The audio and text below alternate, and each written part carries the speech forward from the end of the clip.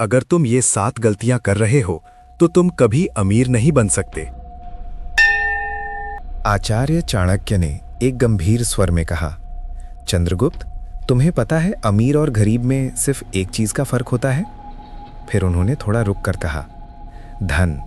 पर एक बात और सुनो, धन उसे नहीं मिलता जो दिन रात मेहनत करता है। धन उसे मिलता है जो जानता है कि मेहनत दूसरों से कैसे कराई जाती है। यानी धन हमेशा दिमाग वालों के पास जाता है, केवल शारीरिक श्रम करने वालों के पास नहीं। शारीरिक श्रम से इंसान कभी अमीर नहीं बनता, उसके पास हमेशा सीमित धन ही रहता है। अगर तुम्हें पर्याप्त धन चाहिए, बहुत धन चाहिए, तो अपने दिमाग को काम पर लगाओ, हाथों को नहीं। राजा कभी स्वयं श्रम नहीं करता, सेठ साहूकार कभी खुद मजदूरी नहीं करते। मजदूरी वही करते हैं जो सबसे ज्यादा मेहनत करते हैं, और सबसे ज्यादा गरीब भी वही रहते हैं। चंद्रगुप्त ने विनम्रता से पूछा, गुरुदेव, फिर अमीर बनने का असली रहस्य क्या है? हर कोई धनी क्यों नहीं बन जाता? चाणक्य मुस्कुराए और बोले, एक बात हमेशा याद रखना, अगर इस दुनिया की सारी संपत्ति आज गरीबों में बराबर बराबर बांट दी जाए तो कुछ साल बाद फिर वही होगा जो आज है। गरीब फिर गरीब हो जाएंगे और अमीर फिर अमीर। क्यों? क्योंकि अमीरी और गरीबी धन से नहीं बनती, ये बुद्धि से बनती है। जो अपनी बुद्धि का उपयोग करता है वो अमीर बनता है, जो केवल शरीर से मेहनत करता है वो जीवन भर संघर्ष करता है।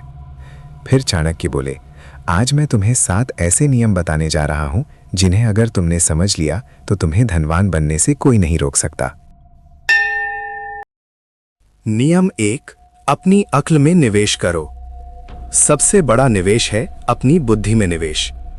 अगर तुम सच में अमीर बनना चाहते हो तो सबसे पहले सीखना शुरू करो। जो सीखना बंद कर देता है वो जीते जी मर जाता है। मजदूर दिन रात मेहनत करता है, फिर भी सीमित कमाता है, क्योंकि उसने अपनी सोच को कभी नहीं बदला। दिमाग को दौड़ाओ, सीखते रहो, क्योंकि असली पैसा ज्ञान से आता है। नियम 2, मौके खुद नहीं आते, उन्हें पहचानना पड़ता है। अवसर कभी दरवाजा खटखटा कर नहीं आते, वो आते हैं मुसीबत बनकर, ताने बनकर या किसी छोटे मौके के रूप में। ज्यादातर लोग उन्हें पहचान नहीं पाते, और जो पहचान लेते हैं वही आगे बढ़ते हैं। आज से प्रण लो, कोई भी मौका नहीं छोड़ूंगा। नियम 3, समय धन से भी ज्यादा कीमती है। पैसा खोकर वापस पाया जा सकता है, लेकिन समय कभी वापस नहीं आता।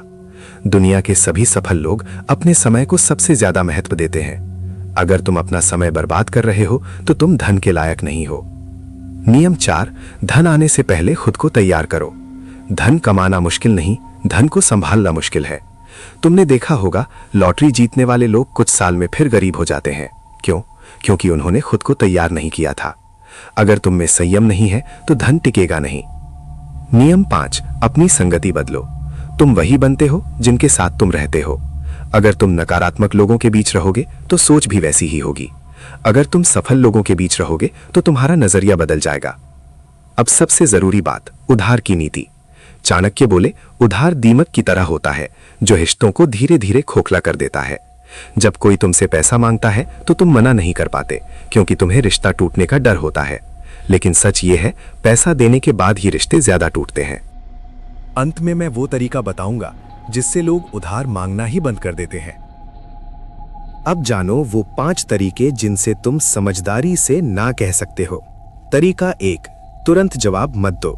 कहो, मुझे सोचने दो, कल बताऊंगा।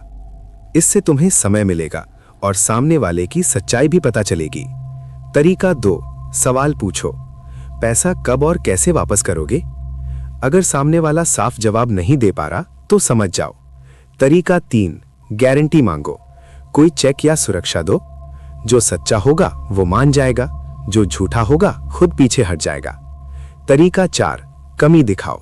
कहो, पैसा अभी एफडी में है, निकालने पर नुकसान होगा। ज्यादातर लोग खुद ही पीछे हट जाएंगे। तरीका 5, छोटा दान दो। अगर जरूरत सच में हो तो पूरी रकम मत दो, थोड़ी मदद करो और कहो, वापस करने की जरूरत नहीं। इससे तुम्हारा पैसा भी बचेगा और रिश्ता भी।